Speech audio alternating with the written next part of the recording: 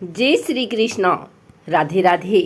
आइए सुनते हैं फाल्गुन पूर्णिमा व्रत कथा। हर साल बुराई पर अच्छाई की जीत की याद के रूप में फाल्गुन पूर्णिमा तिथि पर होलिका दहन किया जाता है एवं होली का यह पावन पर्व मनाया जाता है। फाल्गुन पूर्णिमा पर विष्णु एवं लक्ष्मी जी की पूजा व्रत आदि करने का जितना महत्व है उतना ही महत्व इस दिन फाल्गुन पूर्णिमा की पौराणिक कथा का पाठ करने का है। मान्यता है कि एक कथा सुनने से यश कीर्ति, धन धान्य और संतान सुख प्राप्त होता है तथा मरणोपरांत वैकुंठ धाम की प्राप्ति होती है। आइए सुनते हैं फाल्गुन पूर्णिमा व्रत कथा।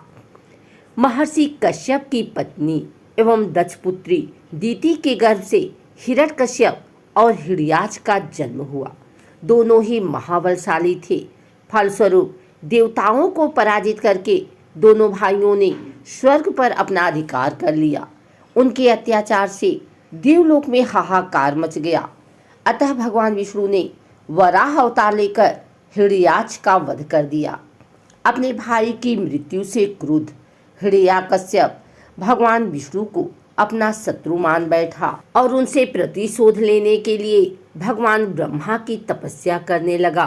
उधर हिरण्यकश्यप की अनुपस्थिति में देवताओं ने दैत्यों पर आक्रमण कर दिया और स्वर्ग पर पुनः अपना अधिकार प्राप्त किया। हिरण्यकश्यप की पत्नी कयाधु उस समय गर्भवती थी, जिसे देवराज इंद्र ने बंदी बना लिया। वो कयाधु को लेकर अमरावती जा रहे थे। तभी मार्ग में उन्हें देवर्षि नारद मिल गए। नारद जी इंद्र के साथ कयाधु को देखकर बोले, देवराज आप इसे लेकर कहाँ जा रहे हैं? ये सुनकर इंद्र ने कहा, हे देवर्षि, कयाधु गर्भवती है। इसके गर्भ में हिरण्यकश्यप जैसे दुष्टात्मा का अंश है, जिसका वध करके मैं इसे छोड़ दूंगा।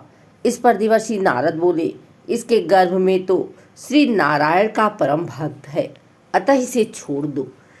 इंद्र नारद मुनि की ये बात सुनकर देवराज ने कयाधु को छोड़ दिया। देवर्षि नारद हिरण्यकश्यप की पत्नी को अपने आश्रम में ले आए और बोले, बेटी, जब तक हिरण्यकश्यप की तपस्या पूरी नहीं हो जाती तुम निश्चिंत होकर यहीं रहो। तब से कयाधु देवर्षि नारद के आश्रम में रहने लगी और उनके दिव्य प्रवचनों का रसापान भी करती रही, जिसका गर्भ में पड़ रहे शिशु पर भी बहुत गहरा प्रभाव हुआ। जब समय आया तो कयाधु ने एक पुत्र को जन्म दिया, जिसका नाम रखा गया प्रहलाद। इधर हिरण्यकश्यप की तपस्या जब पूरी हो गई तो ब्रह्मा जी ने प्रसन्न होकर उसे मनोवांछित वरदान दिया, जिसके पश्चात वो अपने राज्य वापस लौट आया।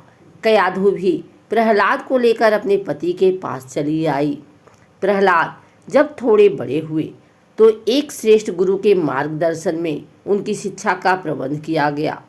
एक दिन जब हिरण्यकश्यप अपने समस्त मंत्रियों के साथ बैठे हुए थे, तभी प्रहलाद अपने गुरु के साथ वहां आए और पिता को कृतज्ञतापूर्वक प्रणाम किया।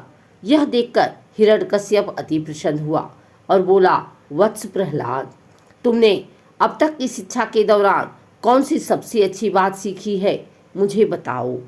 ये सुनकर प्रहलाद ने कहा, पिताश्री, मैंने अब तक तो सबसे अच्छी बात सीखी है वो ये है कि जो आदि, मध्य और अंत से रहित अजन्मा है, इस जगत के पालनहार हैं, दिन दुखों के स्वामी हैं, उन श्री हरि को मैं बार बार प्रणाम करता हूँ। ये बात सुनकर हिरण्यकश्यप क्रोध से लाल हो उठा। उसने प्रहलाद के गुरु पर चीखते हुए कहा, अरे मूर्ख ब्राह्मण, तूने मेरे इस बालक को मेरे परम शत्रु का गुणगान करने की शिक्षा क्यों दी?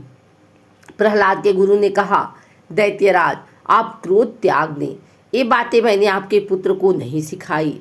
ये सुनकर हिरण्यकश्यप आश्चर्यचकित हो गया और बोला, पुत्र बताओ, तुम्हें ये उपदेश, ये शिक्षा किसने दी है? प्रहलाद बोले, हृदय में स्थित भगवान विष्णु ही तो संपूर्ण संसार के उपदेशक हैं। उनके अतिरिक्त कोई किसी को कुछ नहीं सिखा सकता। ये सुनकर हिरण्यकश्यप क्रोध से पागल हो उठा और बोला, अरे मूर्ख, मेरे सामने ये विष्णु कौन है? तू क्यों बार बार उस दुष्ट का नाम ले रहा है? क्या तू इसका परिणाम जानता है? हिरण्यकश्यप ने प्रहलाद को बहुत समझाया, मृत्यु दंड का भय दिखाकर भी विष्णु भक्ति से दूर करना चाहा, परंतु प्रहलाद के मन से भगवान विष्णु के प्रति श्रद्धा तनिक भी कम ना हुई। इसके पश्चात क्रोधित हिरण्यकश्यप ने अपने सेवकों को आज्ञा दी कि इस दुरात्मा को मौत के घाट उतार दो। इस शत्रु प्रेमी से मुझे कोई लाभ नहीं है, यह कपूत तो अपने ही कुल का नाश कर देगा। दैत्यराज हिरण्यकश्यप की आज्ञा अनुसार उसके सैनिकों ने प्रहलाद पर तरह तरह के अत्याचार किए और उन्हें मारने का प्रयास किया, परंतु हरि कृपा के कारण उस सब प्रहलाद का बाल विवाह करने में असमर्थ रहे। हिरण्यकश्यप यह सब देखकर बहुत क्रोधित हुआ। अंततः उसने अपनी बहन होलिका को आदेश दिया कि वो प्रहलाद को गोद में लेकर अग्नि में बैठ जाएं, क्योंकि होलिका को यह वरदान प्राप्त था कि अग्नि से उसे कोई हानि नहीं होगी। अपने भ्राता का आदेश मानकर होलिका भक्त प्रहलाद को अपनी गोद में लेकर अग्नि में बैठ गई। उस समय प्रहलाद हाथ जोड़कर आंखें बंद कर निरंतर प्रभु ध्यान में मग्न थे और नारायण नारायण का जाप करते रहे। हरि कृपा के फलस्वरूप प्रहलाद अग्नि में बैठकर भी सकुशल बच गए, किंतु होलिका उसी आग में जलकर भस्म हो गई।